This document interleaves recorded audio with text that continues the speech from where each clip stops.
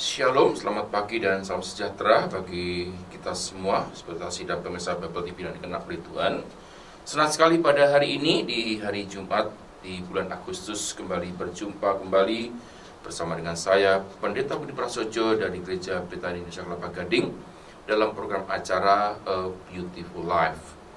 Saya rindu melalui program ini kita bisa melihat satu kehidupan yang begitu bermakna, kehidupan yang berarti, sehingga sepanjang umur hidup kita ini saya percaya ada ucapan syukur dan tidak pernah ada rasa mengeluh atau rasa menyalahkan diri sendiri, tetapi kita bisa melihat bagaimana Tuhan memandang diri kita sebagai orang-orang yang percaya dan mengasihi Dia. Baik, di dalam program ini selama beberapa menit ke depan kita akan bersama-sama belajar akan firman Tuhan yang akan memberikan kepada kita satu investasi iman kita, bahkan memberikan satu wawasan bagaimana kita hidup sebagai orang-orang yang percaya dan mengasihi Dia. Dan saya percaya dari apa yang saya sampaikan hari ini dan program-program ini akan memberkati kita semua dan akan membawa kita kepada pengertian bahwa hidup di dalam Tuhan itu adalah ada banyak keindahan-keindahan yang bisa kita nikmati. Untuk itu kita akan mengawali program ini, kita masuk di dalam doa. Bapa di surga, Bapa yang kami sapa, kami kenal dalam nama Tuhan Yesus Kristus, Allah junjungan kami. Kami bersyukur buat pagi hari yang indah ini kami boleh ada di tempat ini kembali untuk menikmati berkat anugerah daripada Tuhan. Terima kasih buat penyertaan-Mu sepanjang malam, di mana kami boleh melewati melaluinya dengan satu sukacita, dan kami bangun dengan kekuatan yang baru. Kami tahu Bapa, ada perkara besar yang ingin Kau nyatakan dalam kehidupan kami, sehingga setiap kami akan mengalami Tuhan. Terima kasih buat pagi hari ini. Dalam program A Beautiful Life, kami menyerahkan program dari awal sampai akhir dalam anugerah-Mu saja. Berkati kami semua, berkati setiap pendengar dan pemirsa yang ada di rumah, dan kami percaya firman yang sebenarnya tidak pernah memberikan sia-sia. Terima kasih Bapa di surga, bersyukur buat hari ini dalam nama Yesus Tuhan. Haleluya. Amin. Baik, kita sudah masuk di dalam bulan Agustus, di mana kita sudah melihat di beberapa tempat ada orang-orang yang mengibarkan bendera merah putih. Bahkan penjajah bendera sudah ada di mana-mana di pinggir jalan. Bahkan mereka berjalan dari rumah ke rumah untuk mengingat bahwa hari ini atau bulan ini adalah di mana bangsa Indonesia merayakan ulang tahun yang ke-71 dari kemerdekaannya. Lalu apa yang bisa kita kerjakan di dalam kehidupan kita dengan ulang tahun negara kita yang ke-71 ini? Mari kita belajar untuk kembali mengintrospeksi. Nah, seringkali saudara kita melihat hidup ini susah. Hidup ini tidak berarti. Sebab apa? Kita banyak menerima. Artinya kita kepingin dipuaskan, kita kepingin menerima saja. Padahal Alkitab mengatakan, kalau kita ingin bersukacita, ingin memandang hidup adalah indah, mari kita mau memberi sesuatu kepada orang-orang. Saya menggambarkan begini, kalau kita ingin mendapatkan kebahagiaan, maka jangan hanya saja kita menerima, tetapi kita memberi. Nah, saudara, kalau misalkan saudara sakit, ya, saudara sakit, saudara ada di rumah, saudara bisa ngapa-ngapain, hanya berkata, dokter tolong aku. Mungkin yang sakit ada suaminya, mama tolong aku. Anaknya juga, mama, anak tolong aku. Tetangga datang, tetangga tolong aku. Kakak datang, tetangga tolong aku, dan sebagainya. Maka saudara, kita tidak pernah bisa melihat satu keindahan hidup kita. Tapi seandainya kita bisa melihat satu tatapan mata ke depan, ada anugerah Tuhan yang besar dalam hidup kita. Kita percaya, Tuhan, ketika aku sakit, apa yang bisa aku beri kepadamu? Satu hal yang luar biasa dari firman Allah, bahwa untuk kita bisa mendapatkan kebahagiaan, maka bukan apa yang kita terima, tetapi apa yang kita bisa bagi. Apa yang bisa kita beri. Nah, berkaitan dengan ulang tahun negara kita yang ke-71, sama saudara, untuk kita mengerti, melihat bahwa ada satu hal yang juga Tuhan kerjakan di dalam kehidupan kita. Nah, bukankah hari-hari yang kita sedang hadapi di negara kita ini pun hari-hari yang meresahkan, hari-hari yang tidak pasti, hari-hari yang tidak menentu? Kita tahu bahwa negara kita ada di dalam kondisi yang mungkin dalam keadaan yang kurang baik. Tetapi biarlah kita sebagai warga negara yang baik, kita akan memberi juga dampak positif kepada bangsa negara kita. Untuk itu saya mengajak kita untuk memahami apa sih yang bisa kita beri untuk bangsa dan negara kita. Nah saudara, kalau kita bisa melihat memang keadaan bangsa sekarang ini itu akan mempengaruhi di dalam sikap dan pola kehidupan kita. Ada banyak peraturan, ada banyak regulasi yang diberikan negara untuk mengatur rakyatnya. Kita tahu bahwa dengan aturan yang sudah dibuat oleh bangsa negara kita, itu pun banyak yang melanggar. Contoh, peraturan dalam berlalu lintas. Nah, coba misalkan semua orang mentaati semua rambu-rambu, saya yakin akan minim angka kecelakaan. Akan minim juga tugas daripada seorang polisi. Tetapi hari-hari kita lihat di dalam kehidupan kita, banyak orang yang melanggar. Itulah dinamika yang sedang kita hadapi. Saya mau katakan betapa susahnya hari-hari ini pemerintah itu mengatur rakyatnya. Sedikit-dikit demo, dikit-dikit tidak bisa mengatakan pendapat secara pribadi, demo dan sebagainya. Nah, saudara, ternyata apakah demo itu menyelesaikan? Saya katakan tidak pernah menyelesaikan. Dan kita lihat dengan adanya reshuffle kabinet itu pengaruh sekali dalam angka kenaikan mata uang asing baik itu US dollar, Singapore dollar dan sebagainya, sehingga orang-orang yang berusaha merasa ini ada perubahan dan sebagainya. Nah, saudara, ternyata keadaan bangsa dan negara itu dipengaruhi oleh banyak hal. Dan saya percaya sebagai seorang kepala negara, sebagai seorang kepala daerah, hari-hari ini juga menghadapi masa-masa yang tidak mudah. Menghadapi rakyatnya, menghadapi tantangan dari luar dan negara-negara lain, itu bukan sesuatu yang gampang. Lalu apakah ketika kita lihat pemerintah salah ambil keputusan, kita akhirnya bukan memberikan semangat atau menganalisa, tetapi mempersalahkan, mengkritik, seharusnya kan begini dan sebagainya. Saudara, tetapi kita lihat dalam satu Alkitab yang kita punya ini benar-benar dahsyat. Sehingga saya katakan sekali lagi bahwa kita bisa berbahagia ketika kita bukan menerima tetapi memberi. Catat baik-baik. Kita akan berbahagia, kita akan menjadi bagian daripada kehidupan yang indah ketika seseorang itu bisa berbagi. Bukan menerima. Bukan menerima tetapi berbagi. Nah, untuk itu di dalam rangka memperingati ulang tahun negara kita yang ke-71 selama bulan Agustus ini, kita akan kembali mengingat bahwa betapa pentingnya kita hidup sebagai warga negara yang baik. Terutama kita anak-anak Tuhan, mari kita mau mencerminkan bahwa orang-orang yang ada di dalam kepercayaan sebagai orang-orang Kristiani, mereka itu juga punya andil besar di dalam perjalanan bangsa dan negara ini. Nah, saudara, kalau kita melihat dengan jelas bahwa apakah bangsa ini berdasarkan ketuhanan. Nah, saudara, kalau sebelum ada Pancasila dimunculkan, kita lihat di dalam pembukaan Undang-Undang Dasar 45. Dikata di sana, atas berkat rahmat Allah yang Maha Kuasa. Dia mempercayai, negara ini mempercayai, mengakui bahwa kedaulatan Allah Abraham, Allah Ishak, Allah Yakub itu ada di bangsa ini. Dan dikatakan selanjutnya, dan didorong oleh keinginan luhur, maka dengan ini bangsa Indonesia menyatakan kemerdekaannya. Artinya keberadaan bangsa ini bukan berdasarkan kepada ideologi yang lain, tetapi berdasar kepada apa yang Tuhan mau. Dan saya percaya negara Indonesia ada bukan karena manusia. Setelah dijajah oleh Belanda sekian ratus tahun, jajah oleh Jepang sekian ratus tahun, Portugis sekian puluh tahun, sehingga kita lihat di sini bahwa bangsa ini ketika merdeka menyatakan bahwa atas berkat rahmat Allah yang Maha Kuasa. Artinya dia mengakui keberadaan monoteisme, Allah Abraham, Allah Ishak dan Allah Yakub yang kita sembah, kita kenal dalam nama Tuhan Yesus Kristus.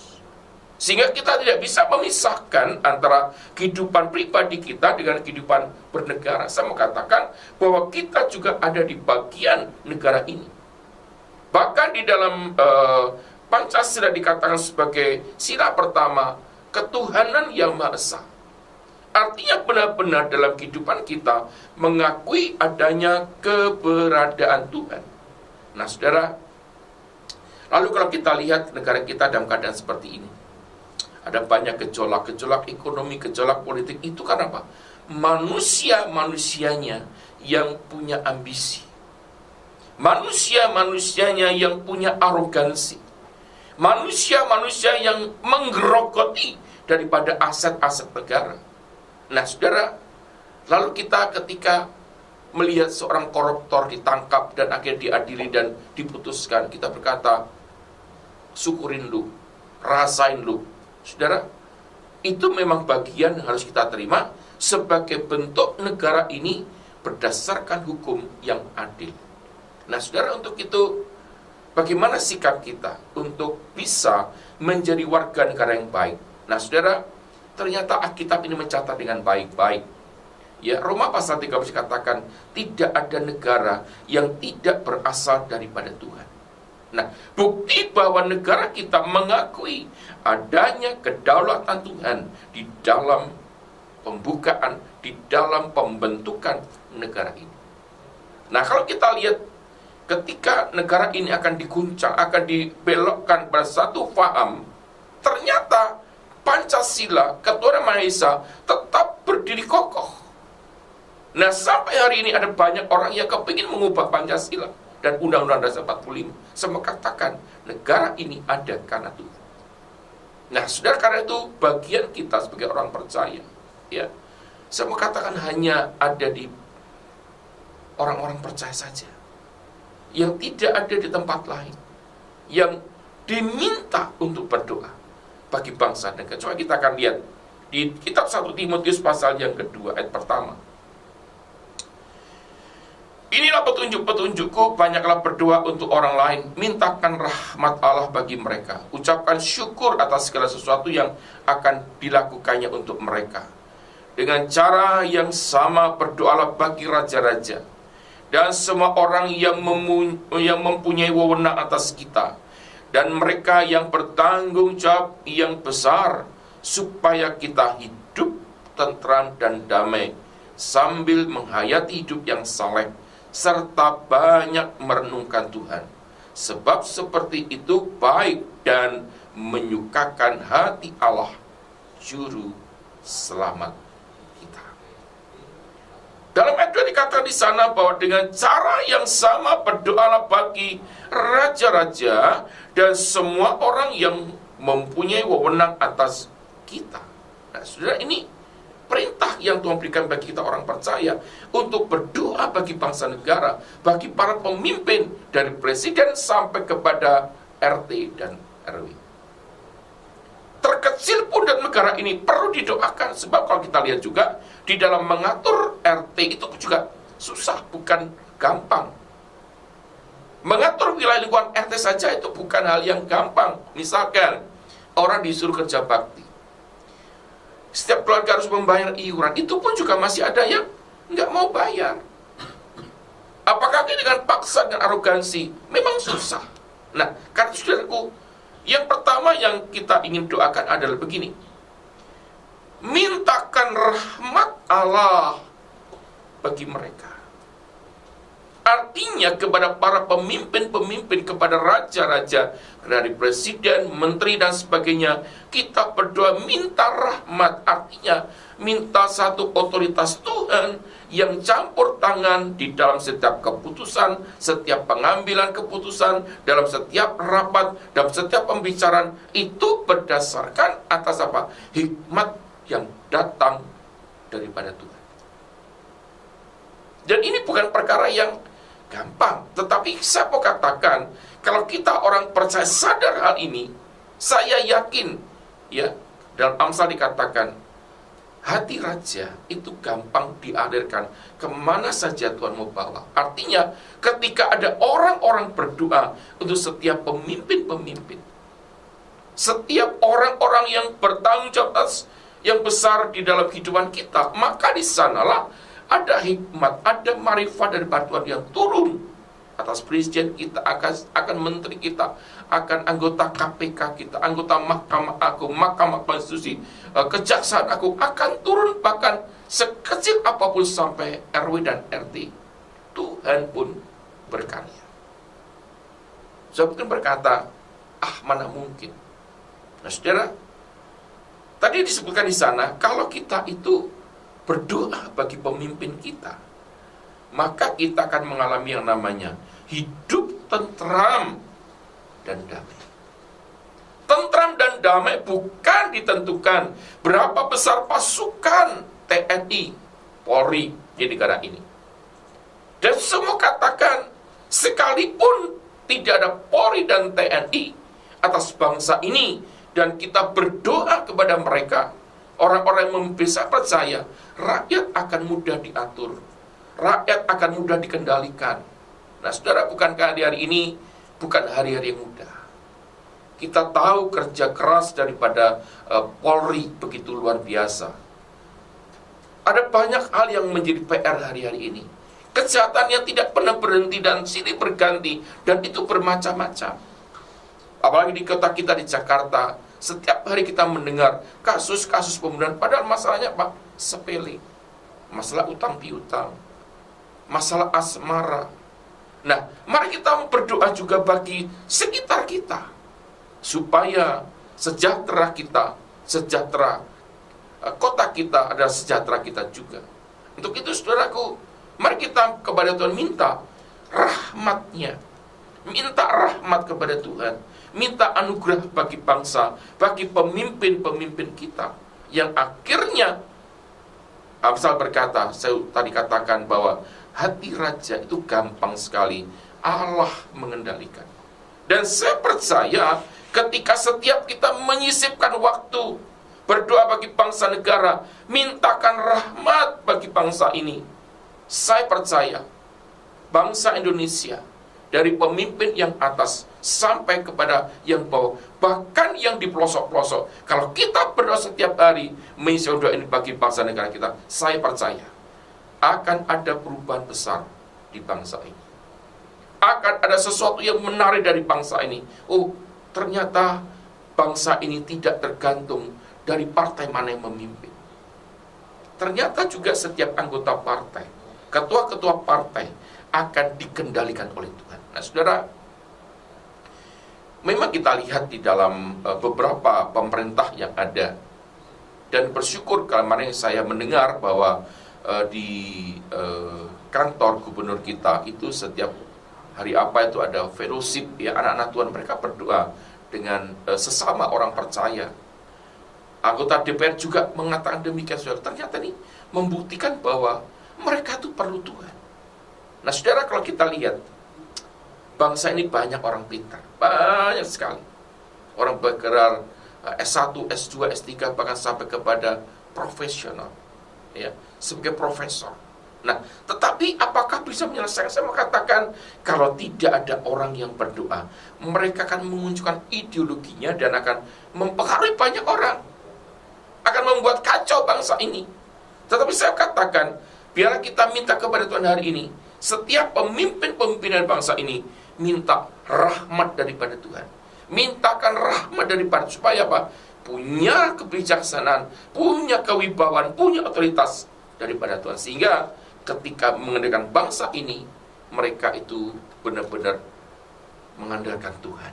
Nah, saudara, kita tahu, ya, seorang pemimpin yang akan naik jabatan, yang notabene adalah orang-orang yang demikian, mereka tidak mencari Tuhan. Mereka datang ke gunung, mereka datang ke pulau, mereka datang ke orang pintar untuk menanyakan. Dan ini benar-benar ada. Nah, saudara, untuk itu kita berdoa supaya bangsa ini bukan dikendalikan oleh kuasa kegelapan, tetapi benar-benar dikendalikan oleh Tuhan.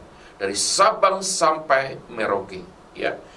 dari Sabang sampai Merauke dikendalikan Tuhan. Dari Pulau Miangas di utara sampai Pulau Rote benar-benar ada di dalam kendali. Saudara itu berdoalah setiap hari, minta Tuhan turunkan rahmat-Nya. Yang kedua, apa kita doakan? Kita mengucap syukur. Ya, misalkan ini kan lagi persiapan pilkada Jakarta, ada beberapa tempat-tempat lagi pilkada. Nah, nanti kalau misalkan ada satu orang yang ditempatkan Tuhan di kota itu, kita nggak usah berkata, oh, kenapa mesti dia? Mungkin saudara berkata, mengapa mesti Jokowi? Kok bukan dari TNI? Saudara, mengucap syukurlah bahwa itu karena Tuhan. Lupa bagaimana karena Tuhan. Saya mau katakan, proses yang ada itu Tuhan pun campur tangan. Dan saya bersyukur, saya dari jaringan doa nasional, juga jaringan doa sekota di Jakarta Utara, kita berdoa untuk hal ini. Apalagi hari-hari ini kita ada di dalam posisi sebagai incumbent, ya. Nah, kalau kita berdoa bagi siapapun nanti yang terpilih, ya, banyak orang menggadang-gadang Pak Basuki. Nah, seandainya Pak Basuki tidak terpilih, saya tidak kampanye, tidak, ya. Tapi seandainya tidak terpilih, ya kita bersyukur. Saya percaya pemimpin yang baru ini, ketika kita doakan, itu juga berasal daripada Tuhan. Sehingga apa yang mereka lakukan, kembali ke atas tadi, bahwa mintakan rahmat daripada Tuhan. Tugas kita bukan mengkritik, tugas kita bukan men-set siapa yang jadi pemimpin, tidak. Tugas kita hanya berdoa, biarlah Tuhan yang berkarya untuk bangsa dan negara kita. Berhenti untuk mengeluh.